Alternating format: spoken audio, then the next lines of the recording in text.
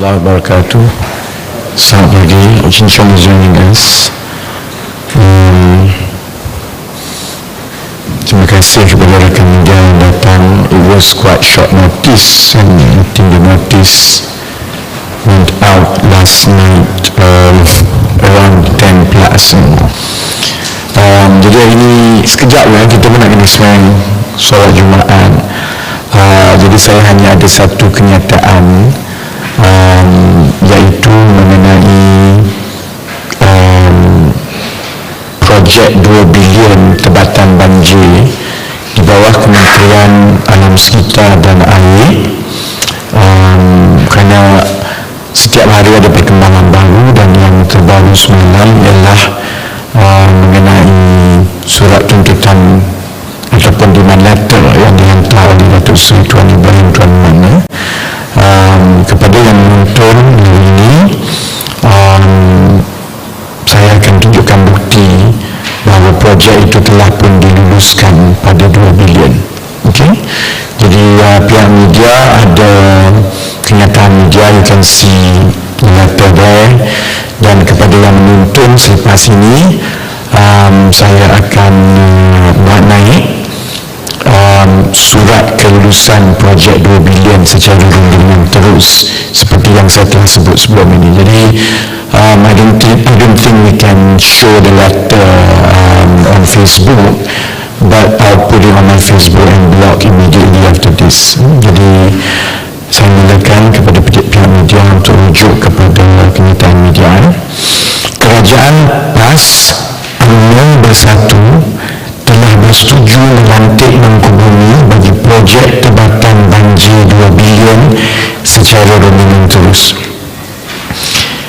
Saya mengesahkan telah menerima satu surat tuntutan ataupun demand letter dari Datuk Seri Tuan Ibrahim Tuan Man berhubung kenyataan-kenyataan saya yang mendedahkan pelantikan Mangku Bumi sedia berhad dalam beberapa projek besar di bawah Kementerian Alam Sekitar dan Air ataupun KASA. Untuk makluman orang ramai, I think I was quite the news last night looking at the noise, the chattering on social media, because I think people don't really understand the legal process. A demand letter is not a court case yet. It's just basically a demand letter is a letter. Jadi untuk makluman orang ramai supaya perkara ini dapat difahamkan dalam perspektif yang betul,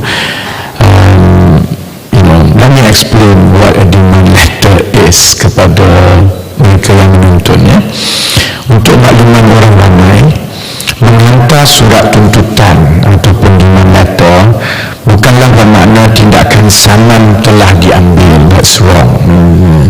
Secara umumnya, satu pihak menghantar surat tuntutan ke satu pihak yang lain untuk mendapatkan penjelasan dan memaklumkan hasrat pihak itu untuk mengambil tindakan undang-undang melalui saman sekiranya tuntutan-tuntutan yang disenaraikan di dalam surat tuntutan itu tidak dipenuhi.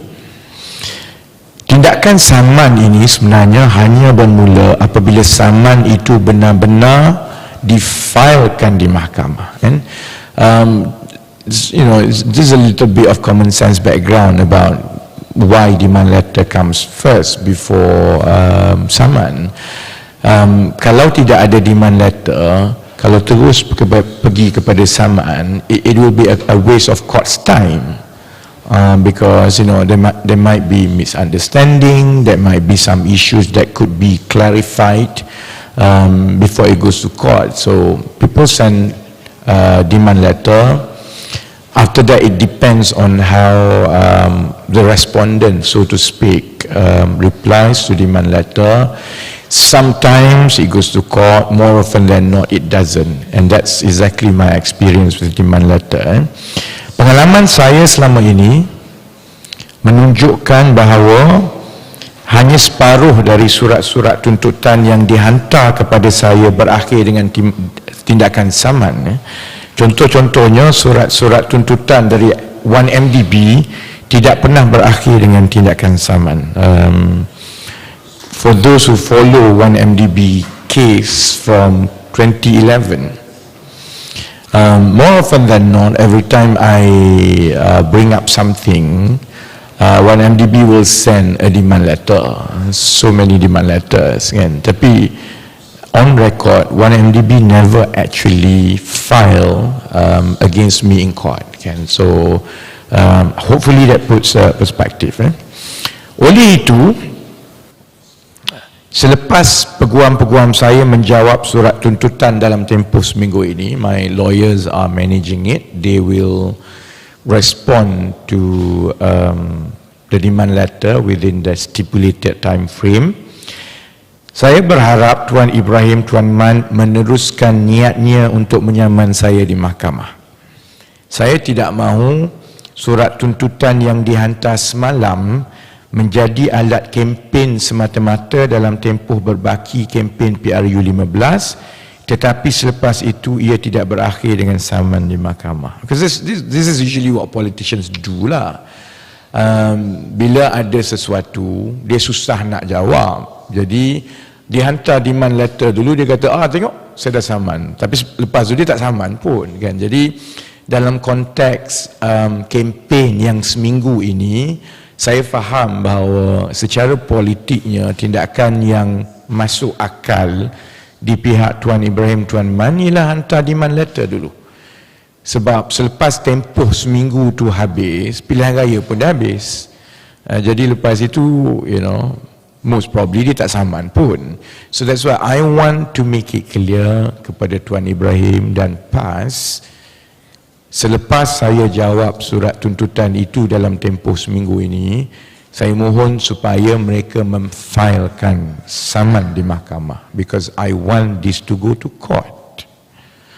Ada banyak sebab lah bagi mereka yang biasa dengan kes mahkamah seperti ini. Ada banyak proses di mahkamah yang membolehkan kita mendapatkan maklumat secara rasmi. Itu termasuklah contohnya discovery process yang membolehkan saya membongkar dan membawa lebih banyak lagi maklumat-maklumat rasmi. Dan dalam hal ini saya berminat mengenai projek-projek yang diberikan secara rundingan terus, dan juga projek-projek infrastruktur banjir yang besar, yang perbelanjaannya besar tetapi pengurusannya membawa risiko kewangan besar juga kepada kerajaan. Saya mahu ke mahkamah kerana saya ada bukti yang kukuh mengenai pendedahan saya ini. Okay, so let's go back to the issue at hand. So let me refresh to the benefit of our media friends dan juga mereka yang menonton di luar. Sejak saya membawa isu ini ke pengetahuan umum pada hari Isnin yang lalu, reaksi tidak rasmi melalui ceramah dan komen dan juga kenyataan rasmi dari Tuan Ibrahim, Tuan Man cuba memberi gambaran-gambaran berikut. Pertama, bahawa isu yang saya bawa itu, iaitu projek tebatan banjir Sungai Langat Fasa 2, akan diberikan secara rundingan terus pada harga 2 bilion kepada Mangkubumi Semberhad. Gambaran daripada reaksi dan maklum balas Tuan Ibrahim, Tuan Man sebelum ini cuba memberi gambaran bahawa isu itu saya reka-reka dan adalah palsu. It was bare denial, outrightly saying that I was lying and creating this to create a perception just to score points in this election. Kedua juga, bahawa kenyataan saya tentang proses untuk melantik Mangkubumi Sendirian Berhad secara rundingan terus telah dan sedang berlaku. I put it to the public and to him that the process has commenced and is progressing earnestly, that the government and his ministry is going to award Mangkubumi through a direct nego at 2 billion. Maklum balas beliau adalah perkara itu pun palsu. Benda itu tak betul, saya pandai-pandai buat. Dan penafian beliau memberi gambaran seolah-olah Tuan Ibrahim Tuan Man sebagai Menteri Kasar tidak tahu apa-apa mengenai keputusan untuk melantik Mangkubumi Sdn Bhd secara rundingan terus bagi sebuah projek yang sebegitu besar yang dikendalikan oleh kementerian beliau. Oleh itu, hari ini saya tampil menunjukkan bukti kukuh. I mean, it's to those here yang media, you've seen the letter is irrefutable. It is there. Dan saya harap pihak orang ramai juga boleh tengok di Facebook sebelum ini, sebarkan kepada seberapa ramai yang mungkin supaya rakyat Malaysia boleh tengok ini tindakan dia di hari-hari terakhir bila dia nak bubar parlimen. Hari ini saya tampil menunjukkan bukti kukuh bahawa projek Tebatan Banjir Kuala Langat, bukan Kuala Langat, Sungai Langat. Sometimes that's a typo, Sungai Langat. Sungai Langat Fasa 2 berjumlah 2 bilion ini sebenarnya telah pun diluluskan secara rundingan terus kepada Mangkubumi Sdn Bhd. Hari ini saya tunjukkan surat keputusan kerajaan yang telah pun memutuskan untuk melantik Mangkubumi Sdn Bhd secara rundingan terus. Saya bagi peluang kepada Tuan Ibrahim Tuan Man 2, 3, 4 hari yang lepas sebab saya nak tengok what would his reaction would have been. Saya nak tengok sama ada dia jelaskan kepada rakyat bahawa keputusan itu telah dibuat dan dia akan lawan ataupun dia akan perjelaskan. Tapi dia I don't know, either he play naive or like any other politicians, they hope that this will just go away quietly, kan? Saya sertakan petikan surat dari Ketua Setiausaha Perbendaharaan Datuk Seri Asri Hamidun kepada Ketua Setiausaha Kementerian Alam Sekitar dan Air Datuk Seri IR Dr. Zaini Ujang yang bertarikh 7 Oktober 2022 dengan nombor rujukan MOF.BPK-15-59/206-4 yang bertajuk Projek Rancangan Tebatan Banjir Sungai Langat Fasa 2 Selangor. Yang menonton dekat luar, nanti kita akan letakkan surat. Surat ini surat kerajaan daripada Kementerian Kewangan kepada Kementerian Kasar, daripada Ketua Setiausaha Perbendaharaan kepada Ketua Setiausaha Kementerian Alam Sekitar dan Air. Tapi oleh kerana orang di luar masih lagi belum boleh membaca, jadi saya petik beberapa kandungan yang cukup penting. Saya petik kandungan surat tersebut di perenggan 2 untuk manfaat rakyat Malaysia.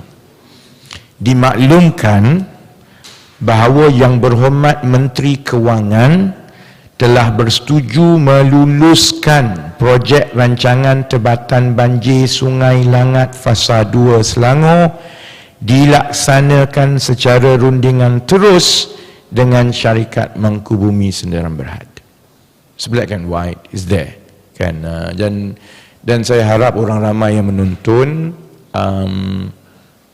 memikirkan perkara ini. Maksudnya pegawai-pegawai kerajaan mengambil risiko yang cukup besar untuk mendedahkan surat ini kerana mereka tak boleh terima perkara ini. I mean, they work really hard dan mereka memandang sendiri bagaimana apabila dah dekat dengan parlimen dibubar, kerajaan PAS UMNO Bersatu ini menganugerahkan projek demi projek berbilion ringgit yang disegerakan. Ini bukan saya yang pandai atau cerdik yang dapat cari ini. This is an act of patriotism on the part of civil servants. And kalau tidak, I wouldn't have this. And kalau tidak, saya takkan berani untuk mendedahkan sebab to me maksudnya kalau pegawai-pegawai kerajaan sudah sampai ke peringkat ini, membocorkan dokumen seperti ini di peringkat tertinggi, maksudnya secara moralnya pegawai-pegawai kerajaan tidak boleh menerima tindakan menteri-menteri. Keputusan ini juga merujuk kepada surat dari Perdana Menteri sendiri, Datuk Seri Ismail Sabri Yaakob, mengenai projek ini yang bertarikh 16 Ogos 2022. So I can very quickly read untuk yang menonton. Dengan segala hormatnya perkara di atas dan surat dari pejabat yang amat berhormat Perdana Menteri bertarikh 16 Ogos 2022, rujukan ppm.rb.600/2/9 jilid 29/42. Punyalah panjang rujukan, berapa banyak surat ada ni kan. Jadi maknanya perkara ini sebenarnya telah pun diketahui lama dan dibincangkan lama. Obviously it went to and fro from Prime Minister to MOF, kemudian kepada KASA. Surat dari Kementerian Kewangan ini dikeluarkan pada 7 Oktober 2022, and that date is extremely significant, iaitu pada hari pembentangan bajet yang lepas. Bayangkan Tengku Zafrul pada 7 Oktober 2022 di Parlimen membacakan bajet. Pada hari yang sama, Tengku Zafrul juga memaklumkan bahawa kerajaan telah melantik Mangkubumi Sdn Bhd secara rundingan terus, dan projek itu bernilai 2 bilion ringgit, seperti yang saya telah tunjukkan cabutan daripada dokumen dalaman kementerian-kementerian. Think about it.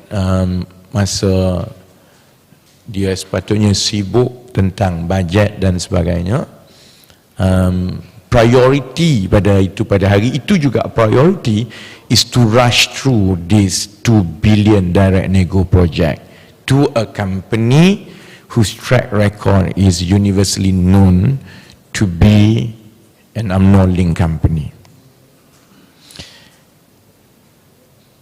Secara logiknya, tumpuan keseluruhan kerajaan pada hari itu, pada 7 Oktober 2022, tumpuan Menteri Kewangan sendiri sebab dia yang membentangkan, dan tumpuan Kementerian Kewangan pada hari itu sepatutnya pembentangan bajet.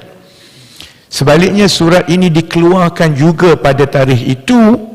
Sekarang kita tahu kenapa, in hindsight, memandangkan menteri-menteri telah pun tahu bahawa Parlimen akan dibubarkan pada hari Isnin 10 Oktober 2022.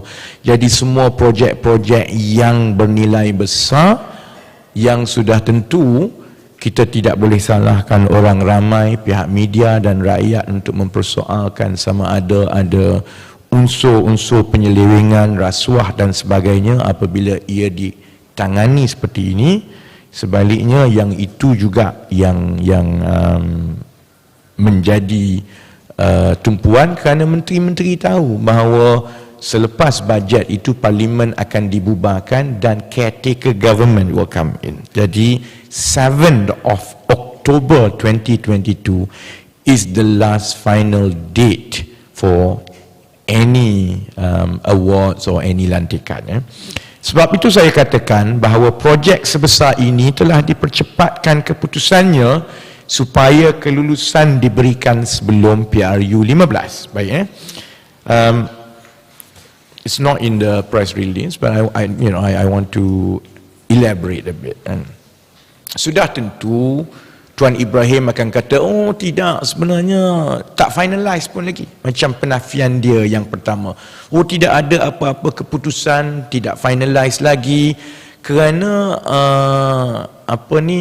pekeliling perbendaharaan memaklumkan selepas caretaker government berfungsi, maka tak boleh buat komitmen baru. Okay, ya. Rakan media nanti orang ramai boleh tengok. This is what we call the loopholes in the whole process. Pekeliling itu juga menyatakan bahawa sebarang keputusan yang telah dibuat sebelum caretaker government yang melibatkan hanya pelaksanaan, itu dibenarkan oleh caretaker government. Jadi dalam kes 2 bilion direct nego, direct award kepada Mangkubumi ini, as far as the government is concerned dan Kementerian Alam Sekitar and Air is concerned, keputusan telah dibuat dan komitmen 2 bilion direct nego itu telah dibuat, iaitu di hari terakhir sebelum parlimen dibubarkan. Jadi proses seterusnya is a fait accompli, which is just to issue a surat setuju terima daripada pihak KASA. It's not as if that, you know, this is akan go through, bincang balik semua, go through evaluation. The decision has been made by the federal government, communicated officially in writing by Tengku Zafrul, Menteri Kewangan, that akan bagi secara rundangan terus. Jadi apabila dimaklumkan kepada Ketua Setiausaha Kementerian Alam Sekitar dan Air, it's just a procedure. It's a matter of procedure, sebab selepas itu kementerian, contohnya dalam tempoh seminggu lagi ni, kalau Kementerian Alam Sekitar dan Air nak keluarkan surat pun, they can skirt around this provision that the commitment was actually done before it was dissolved, kan. Jadi sebab itu saya faham kenapa pegawai-pegawai kerajaan marah. You know, I mean, this is shoved, you know, down their throat when they are against it. Then the manner it is done on the last day, it was rushed through, and it was 2 billion to a company that in previous media releases I've shown, you know, they bought lots more. You know. They have billions of projects, and the projects they work on were picked by laporan Ketua Audit Negara, and they have 2 petitions in court to wind up sebab tak bayar hutang and so on. Jadi I can empathize why pegawai-pegawai kerajaan got so riled up, because obviously the final stage is a formality of issuing a surat setuju terima sahaja, because the decision to award by direct nego has been done.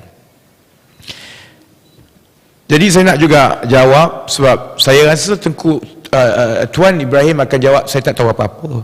You know, I'm innocent, I don't know this. Ini UMNO yang buat, ini Menteri Kewangan yang buat, I know nothing, kan. So let me share, you know, because I asked exactly the same questions to the government officers who briefed me on this. You know, I asked, you know, is it possible that Menteri Tuan Ibrahim Tuan Man is so naive that he doesn't know a thing about this? Because I know penyokong dan pimpinan PAS lepas ini akan mengatakan, oh, surat itu ialah daripada KSP Perbendaraan kepada Ketua Setiausaha Kementerian. Tak ada pun nama Tuan Ibrahim, tak ada pun kat situ. So I asked that question. Lazimnya apabila keputusan sebesar ini yang melibatkan Kementerian Alam Sekitar dan Air telah diputuskan di peringkat Perdana Menteri dan Menteri Kewangan, walaupun surat pemakluman keputusan itu adalah Ketua Setiausaha Perbendaraan kepada Ketua Setiausaha KASA, sudah tentu KSU KASA telah pun memberi taklimat dan memaklumkan Menteri KASA sejurus selepas 7 Oktober. That's the normality. Obviously, the communication officially is between the Mandarins, between the civil servants. Ministers don't actually write letters. Is the KSU to KSU, is the KSP, but it's the duty, and it would have been done, that minister is kept abreast when would have been fully briefed, especially of something like this. Sebab itu, saya kecewa dengan reaksi Tuan Ibrahim Tuan Man dan kepimpinan PAS yang cuba memberi gambaran mereka tidak tahu apa-apa.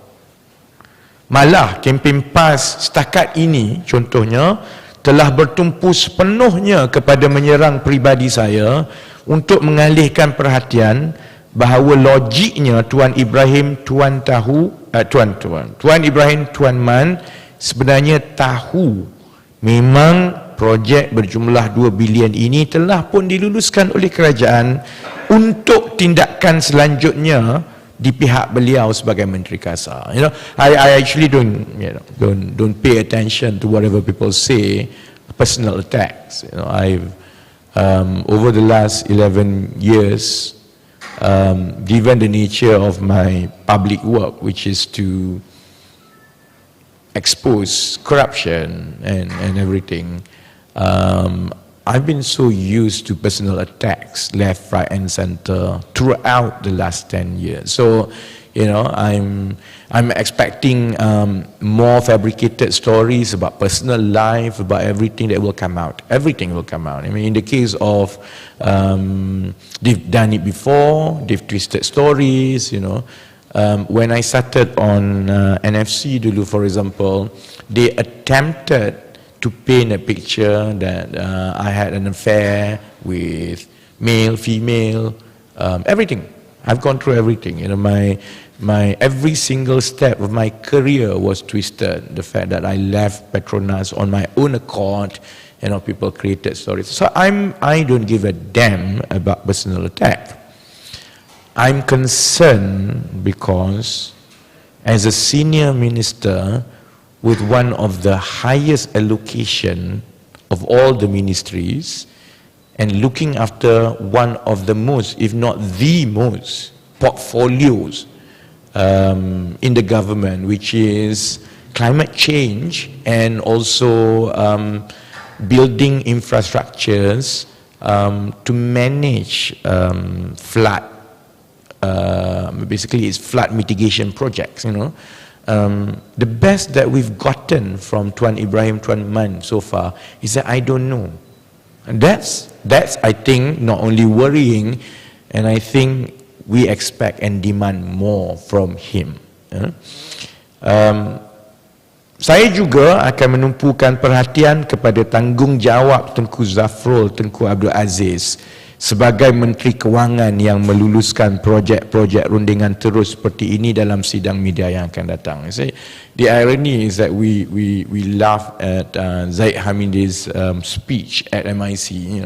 Tok Mat, you're next. Tan Sri Vicky, you don't laugh. That's actually happening now. It's like, I think I've proven to show to the public that Tuan Ibrahim Tuan Man has a lot to answer based on how he had managed it so far. But I think the one who is most worried now is Tengku Zafrul, because he was the one who officially approved this. And I think if you go and talk to the ground, people will tell you a lot of things about how closely related UMNO and UMNO leadership and UMNO ministers with Mangkubumi. So, Tengku Zafrul, you are next. So, I will start focusing as well on Tengku Zafrul. Tapi buat masa ini, saya berharap Tuan Ibrahim Tuan Man tidak berselindung di sebalik satu surat tuntutan untuk mencuci tangan dari tanggungjawab beliau mengenai projek ini. This is 2022. The public demands better from a minister rather than just issuing a demand letter and then expecting that you can get away scot-free from something as big as this. Sekiranya Pakatan Harapan membentuk kerajaan dalam tempoh 10 hari dari sekarang, it's only about 10 more days before we know which coalition forms the government. Saya berhasrat untuk membuat laporan kepada pihak-pihak berkuasa, termasuklah SPRM dan juga PDRM, mengenai peranan Ismail Sabri Yaakob, Tengku Zafrul Abdul Aziz dan Tuan Ibrahim Tuan Man mengenai fungsi, keterlibatan, ketelusan mereka dalam kes ini untuk disiasat sepenuhnya oleh pihak-pihak yang berkuasa. So,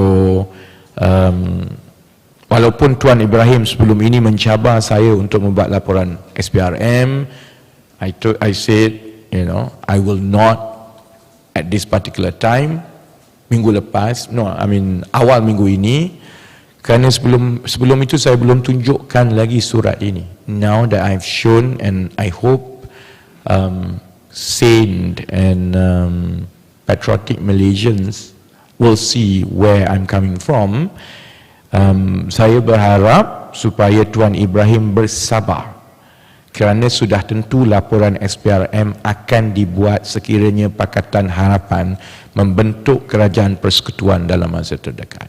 Let's go through the election. The current SPRM chief obviously does not necessarily exude confidence from the public.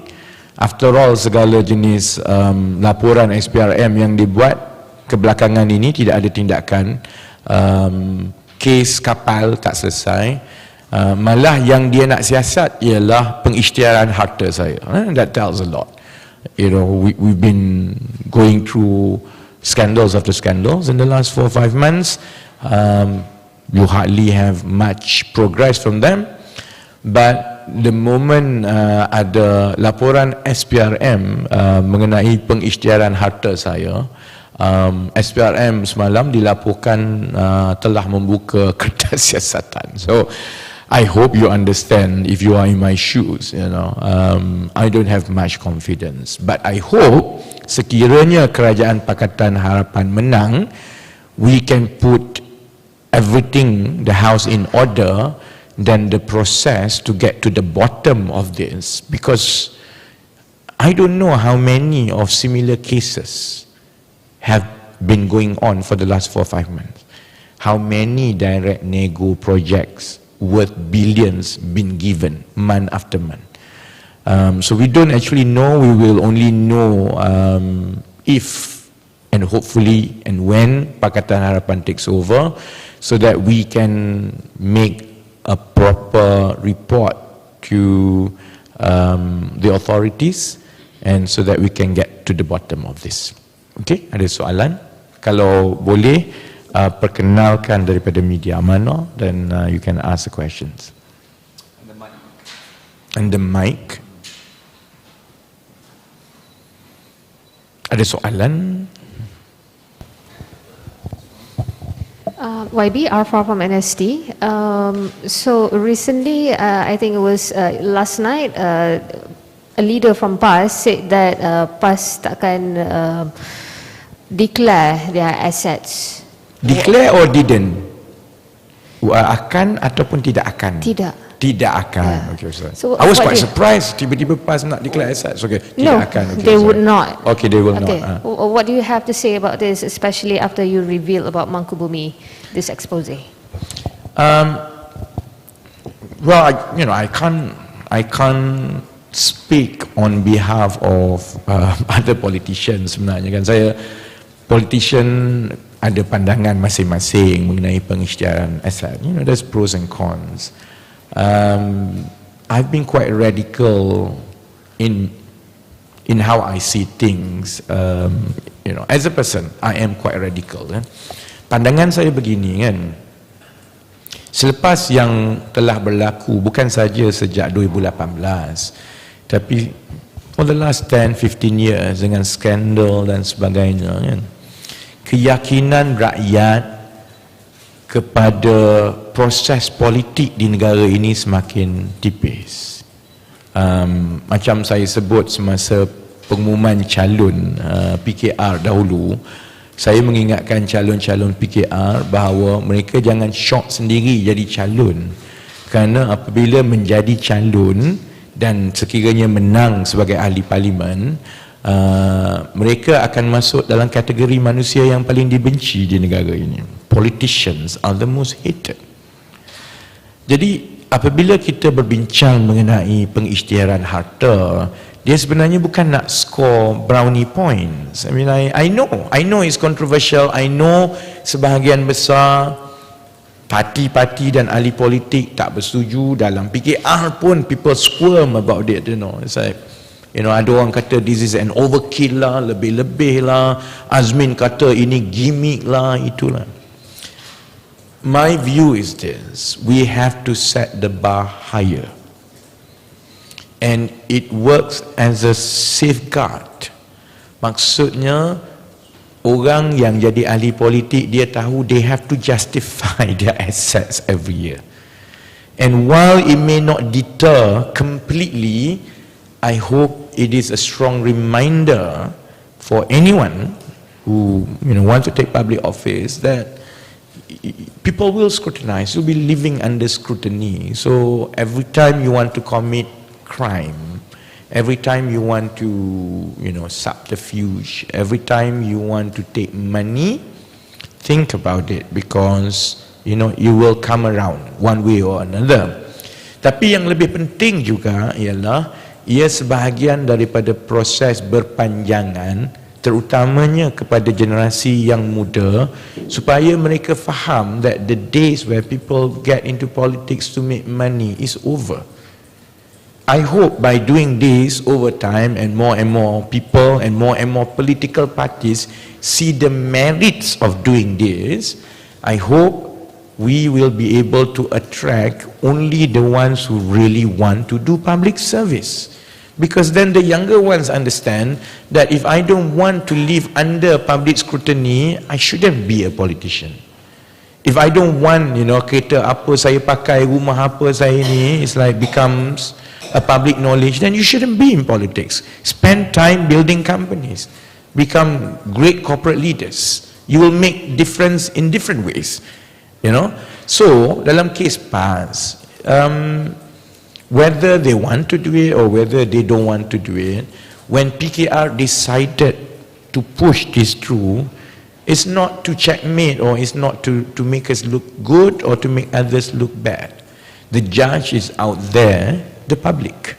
And I can't tell actually apa pandangan rakyat mengenai parti-parti atau ahli politik yang tidak mahu mengisytiharkan harta. And I don't presume to know.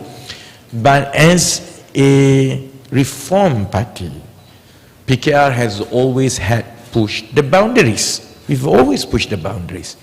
And to us, asset declaration is the next step of our evolution to bring back public accountability and hopefully respect for national service, especially for those people who choose to be in public service, because it matters to me. I don't want to be the most hated, in a profession that is most hated. So it has its long-term objective, it has a short-term objective, but I hope, and I'm confident, melihatkan kepada reaksi dan sambutan rakyat setakat ini, saya sebenarnya yakin rakyat akan terus mendesak parti-parti politik untuk mengisytiharkan harta.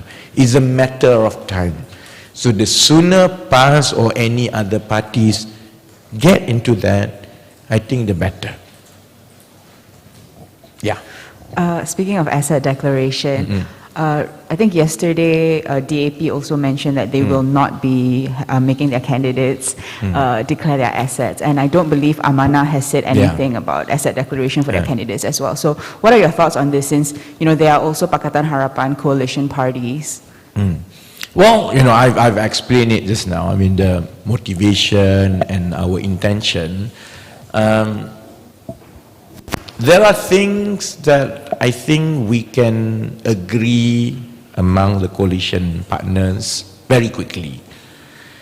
There are things which, to me, is a cultural process. It takes a bit more time, and we can't force it. We don't want to spend time arguing whether or not PA should adopt completely or should not adopt it. I think it's like, it's the extra mile that PKR wants to do.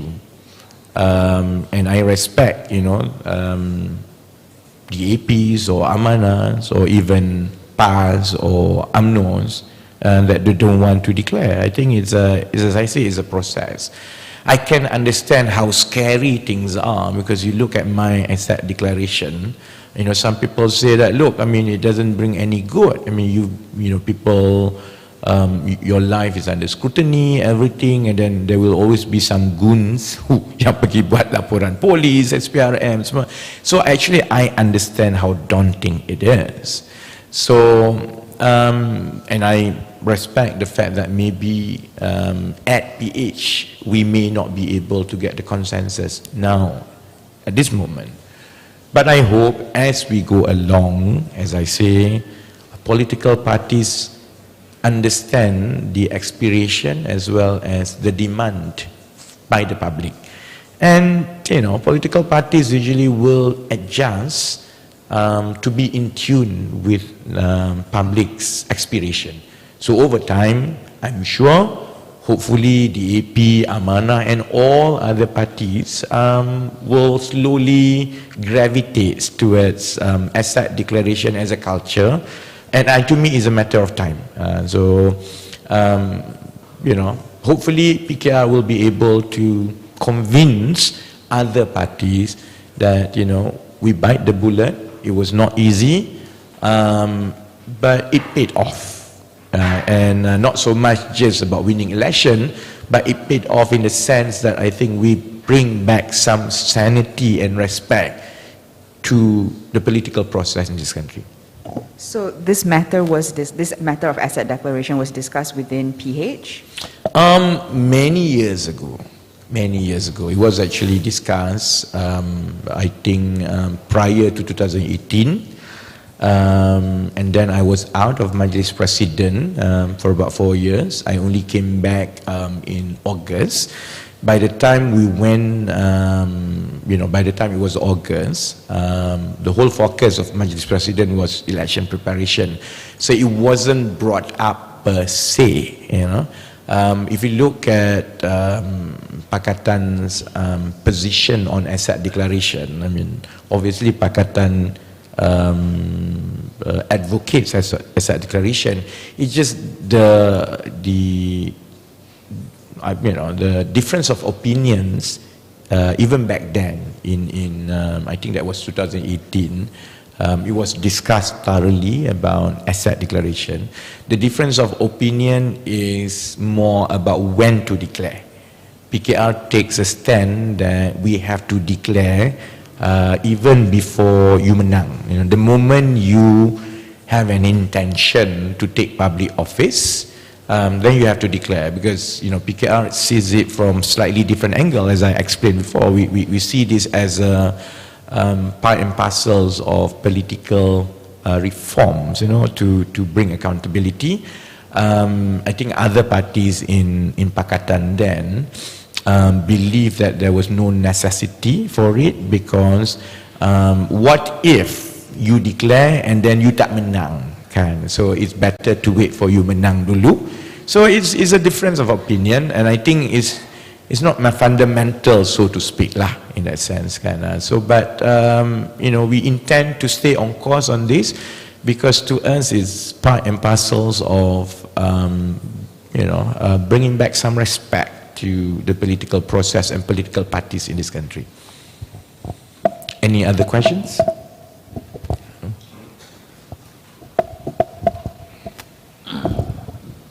Hazwan dari Berita Harian. Tadi Cik Rafizi ada cakap pasal ada laporan SPRM yang dibuat oleh ada satu NGO semalam. Apa ni? Gabungan Jalinan Perpaduan Negara.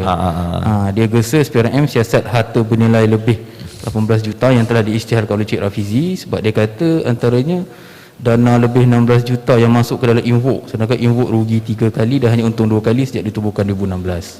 Minta komen.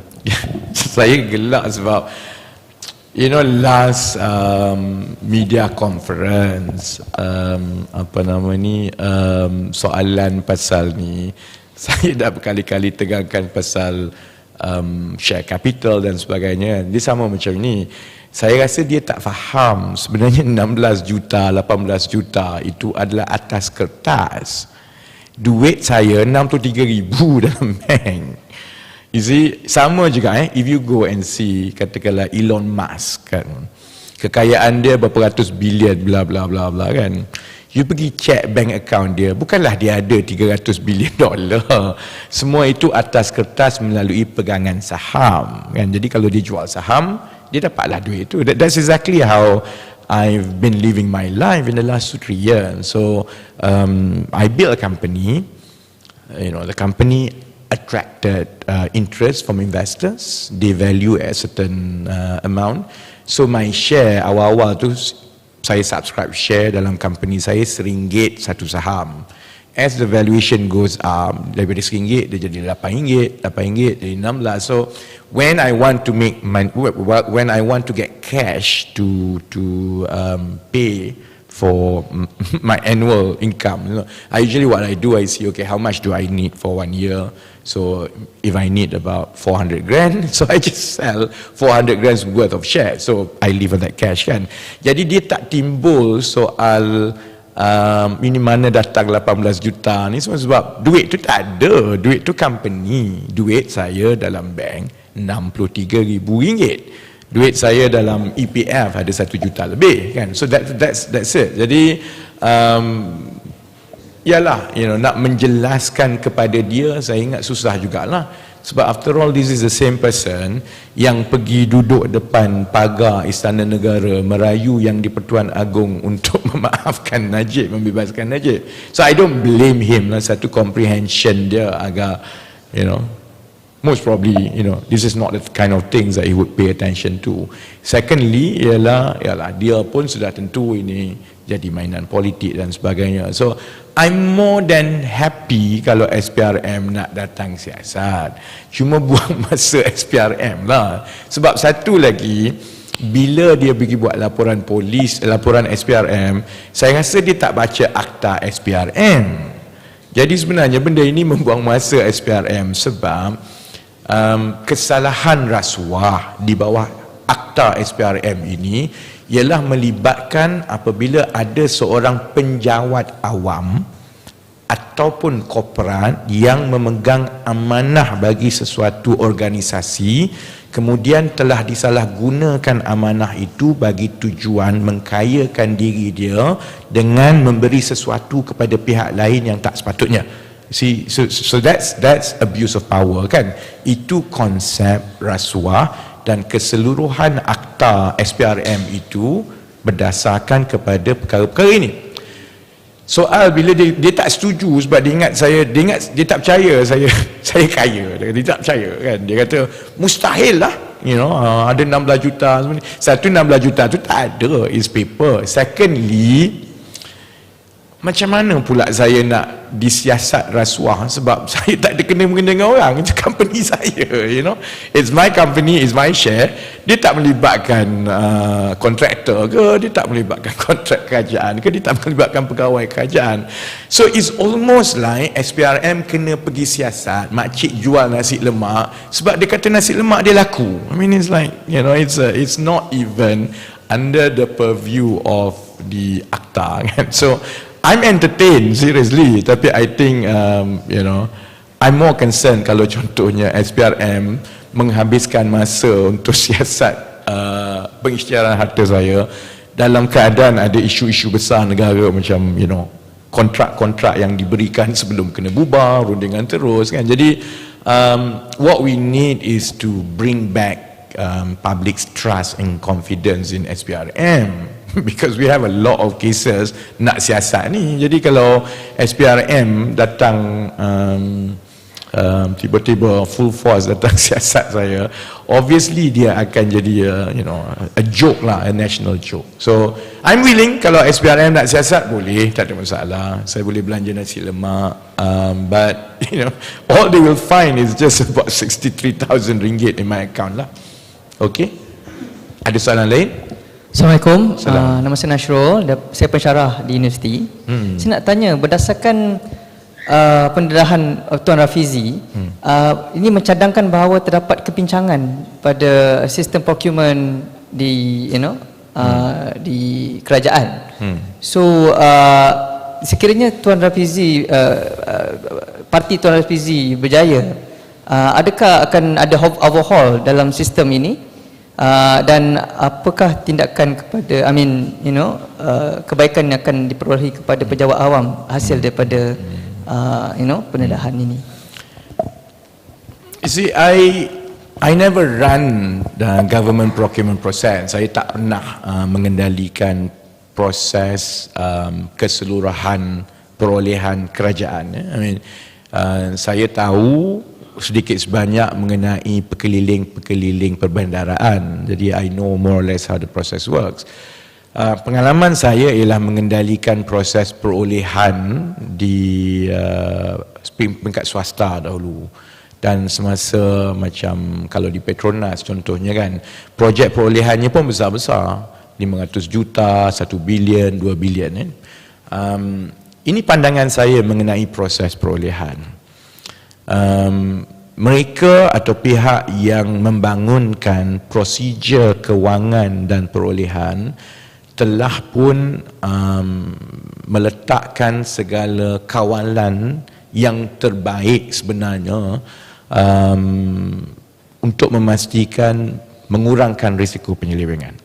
So anyone who develops a procurement framework, be it in public sector or private sector, would have done it with the intention to make it as watertight as possible. Lagipun proses yang menilai keberkesanan proses perolehan itu berjalan setiap masa. Kalau di peringkat kerajaan, ketua audit negara akan audit tiap-tiap tahun. Dia bukan saja audit kepatuhan kepada proses, dia juga audit sama ada proses itu berkesan ataupun ketat dan sebagainya. And likewise, in private sector perkara sama yang berlaku juga kerana tiap-tiap tahun statutory audit berlaku yang mana auditor akan semak test of control untuk melihat kawalan semua ni berlaku ke tidak, ataupun untuk memastikan bahawa apabila perniagaan itu bertukar, you create or introduce new controls to avoid fraudulent practices.